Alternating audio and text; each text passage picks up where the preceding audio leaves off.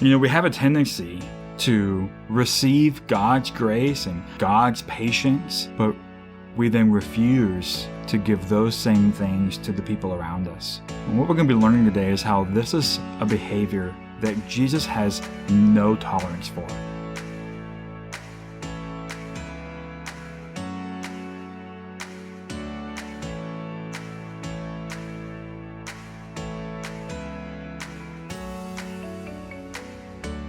All right, well, today we are finishing up this 4-part series that we've done on what it really means to be a genuine follower of Jesus Christ. And in this series, we've been learning really just more about Jesus. What does he tolerate? What does he care about? What does he pay attention to? What does he expect? And I think that what we've been finding is that Jesus doesn't actually meet a lot of our expectations. He doesn't even seem to be trying to meet our expectations. And of course, he doesn't need to meet our expectations. He's God, right? And so really my hope in this series has been that we've been learning, and we'll learn some more today, just what really are Jesus's expectations and how can we carry those out and live those out in our lives in order to be people who truly and genuinely believe him and follow him.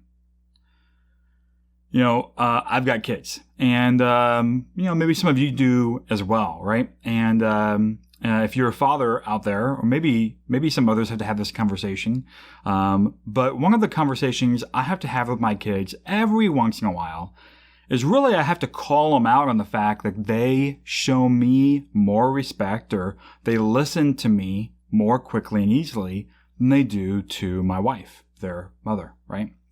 And so I've got to be on them about this, and say, hey, listen, you're in here giving your mom a hard time. I'm hearing you, your mom, she has to repeat herself 5 times to you, and you're giving her grief, and then I walk into the room and all of a sudden you're listening. And I have to have this conversation with them. That's not right. She should be receiving all the same respect and obedience that I get from you, right?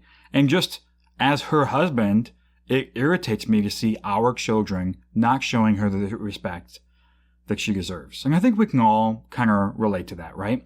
Many of us wouldn't put up with people that love us and care for us. We wouldn't put up with those same people being unkind and uncaring and cruel to other people that we care about, right? We all kind of have that expectation. If you love me and you care about me, then you're also going to show kindness and love and care to the people that are important to me in my life. And really, Jesus has that same kind of an attitude, right? But let's just be totally honest. How often do we, let's just be honest. How often do we treat God's people in ways that we would never put up with anybody treating our people that way, right? Like we say, I love Jesus so much, he's the Lord of my life, and then we go cuss somebody out on the highway because they're driving too slow or they cut us off. Or, I really love Jesus, he just brings me so much joy and peace, and then we lose our temper and yell like a customer service employee on the phone. We have a tendency to receive God's grace and we love God's patience with us. We maybe even take advantage of God's patience with us. So we receive his patience, his love, his care, but we then refuse to give those same things to the people around us. And what we're going to be learning today is how this is a behavior that Jesus has no tolerance for. And he sets a really clear expectation here in Matthew chapter 25, that if we love him, that we must also love the people around us. So let's turn to Matthew chapter 25, verse 31. It says this, Jesus says, "When the Son of Man comes in his glory, and all the angels with him, then he will sit upon his glorious throne, and all the nations will be gathered in his presence, and he will separate the people as a shepherd separates the sheep from the goats. And he will place the sheep at his right hand and the goats at his left. And then the king will say to those on the right, "Come, you who are blessed by my Father, and inherit the kingdom prepared for you from the creation of the world. For I was hungry, and you fed me. I was thirsty, and you gave me a drink. I was a stranger, and you invited me into your home. I was naked, and you gave me clothing. I was sick, and you cared for me. I was in prison, and you visited me." And then these righteous ones will reply, "Lord, when did we ever see you hungry and feed you, or thirsty and give you something to drink, or a stranger and show you hospitality, or naked and give you clothing? When did we ever see you sick or in prison and visit you?"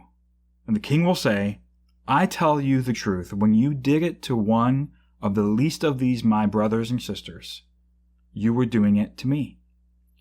And then the king will turn to those on his left, and he'll say to them, away with you, you cursed ones, into the eternal fire prepared for the devil and his demons. For I was hungry, and you didn't feed me.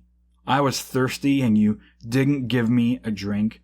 I was a stranger, and you didn't invite me into your home. I was naked, and you didn't give me clothing. I was sick and in prison, and you didn't visit me."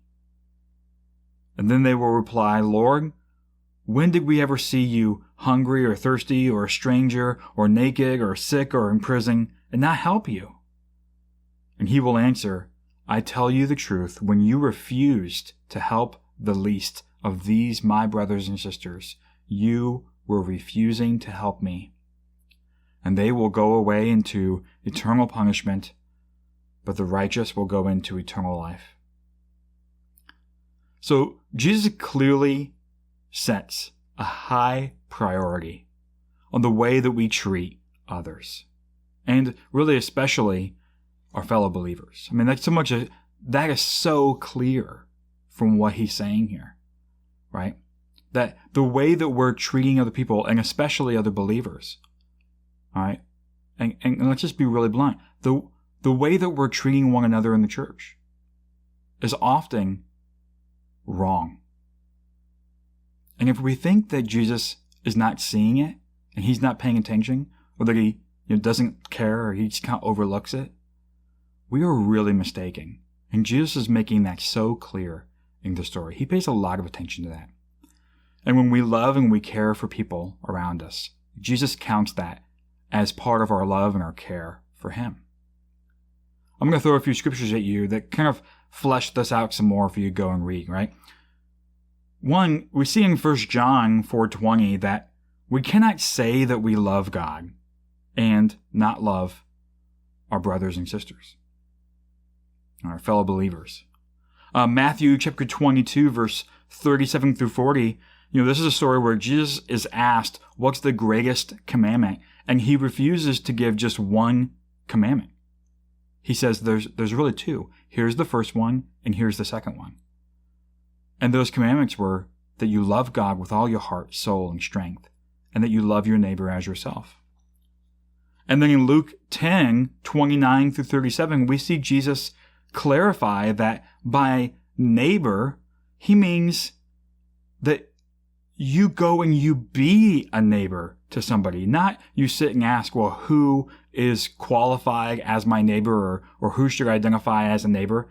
He's like, that's the wrong question. Really, the question is, who will you go and be a neighbor to? So he expands that idea of, he really expands that idea of loving your neighbor as yourself, and says, it's not a question of who is your neighbor, it's a question of who will you be a neighbor to? And you see him ask that question, I think, of that parable. And again, that's Luke chapter 10, verse 29 through 37. So the love that we have for Jesus must be evident in the way that we love and care and interact with the people around us, right? That much is very clear in what Jesus is saying. Because these are people that Jesus cares about, right? The people of the world are the people that he cares about. And so as true followers of Christ, we should be loving and caring to one another, patient with one another, gracious to one another, just in the same way that Jesus is gracious to those same people and the way that he's been gracious in our own lives. Okay. So you're hearing me say all these things and you're like, all right, got it. All right. How can I work on this week? Well, we've got 3 things I really encourage you to do this week in order to really kind of strengthen yourself and get better in this area. First thing I'm going to really encourage you to do is to just simply remember how Jesus wants you to love others. And one of the ways you can do this is just go spend time reading the Gospels and think about the way that Jesus showed love. And then begin to imitate his example in your own life and in the interactions you have with the people around you.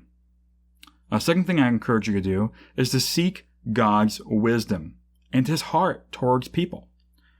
Spend time in prayer asking God to teach you to see people the way that he does. And then the third thing I'd really encourage you to do today is act boldly to love people in a way that glorifies God. Care for people in a way that glorifies God, in a way that results in thanksgiving to him.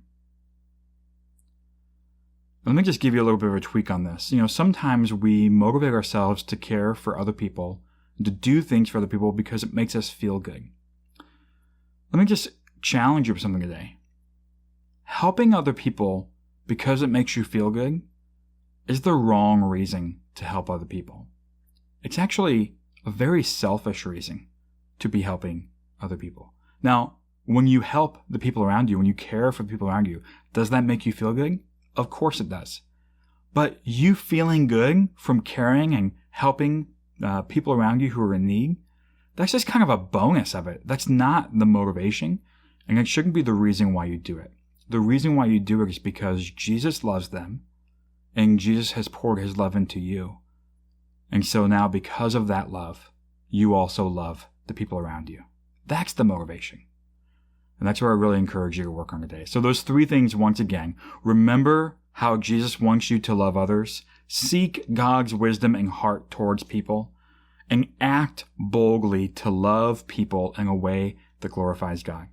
When Paul was talking to the Corinthian church about this urgency for them to give and care for the needs of other people, one of the things he said to them was that one of the great things that would come out of their giving and caring for these people's needs is that it would result in those people giving thanks to God. And that was, kind of one of those bonuses and perks that Paul said, this is one of the reasons why you should do this, because God will receive more thanks because of what you're doing out of your love for him and your love for them.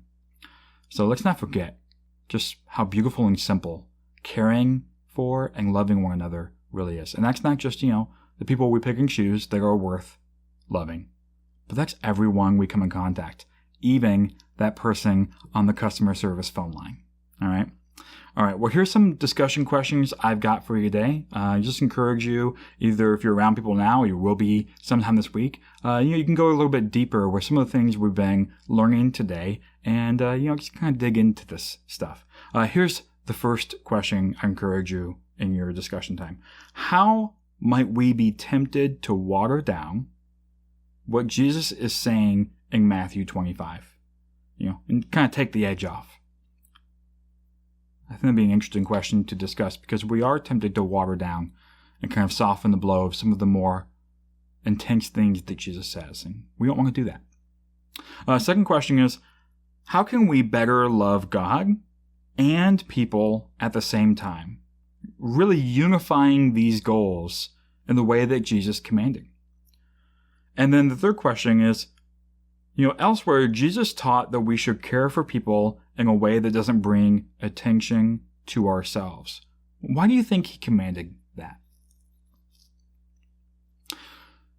All right, well, this next set of questions are really questions intended for just your personal, private prayer time. These are more probing, kind of invasive questions. I really encourage you to spend some time in prayer today and this week. Take these questions to the Lord and really answer them honestly as he begins to speak to you. And here's the first question.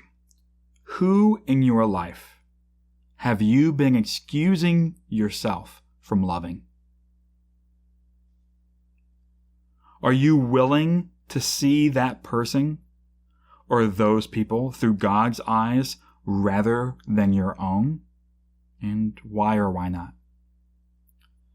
And the third question I have for you is, how can you take steps in loving that person in a way that glorifies God and brings thanksgiving to Him? I think that if we really dug into these questions and we dig those steps today, once again, the result of all of this work, and some of it's very hard work, is that we will go from being people that have just heard about the goodness of Jesus, we've heard about who He is, and we'll become people who really experience Jesus in our lives. And we'll know who He is the way that we know a person face to face. And that really is the best blessing we could hope for. So I really encourage you, do the work that we've been talking about both today and the last several weeks, and become that genuine follower of Jesus. Follow Him with all your heart, and you'll experience Him in a real way in your life. All right. Well, we love you guys. Just pray God's blessing over you today. And thanks for being here. All right. Bye-bye. We are so glad you have joined us today. If you'd like to find out more about Hope Valley Church and what we're all about, just go to www.hopevalley.church. We also invite you to follow us on Facebook at Hope Valley 4SQ. And if you're watching this on YouTube, please take a moment to like and subscribe so you can stay up to date with new videos coming out every week. Hope Valley Church is a church based in Winchester, Virginia that meets in homes around the region. So if you'd like to find out more about home churches, how they work, and how to locate one near you, just go to hopevalley.church/house. Thanks again, and may God bless you today.